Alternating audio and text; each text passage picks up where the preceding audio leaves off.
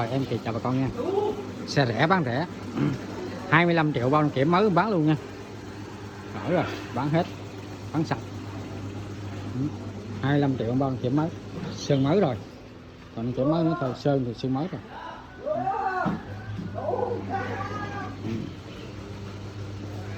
Toyota Camry 88. 88 mà 87 không kêu không biết. Này, thắt nó đây. Vậy đó. Còn thắt nó thì nó hơi cũ rồi vậy ha. Có vậy thôi. Nè. Đó.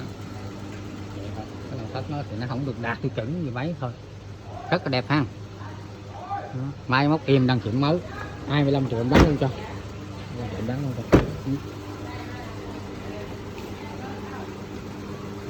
Vỏ lớp thì còn xài được thôi, vừa đăng kiểm thôi, vừa đăng kiểm đậu thôi.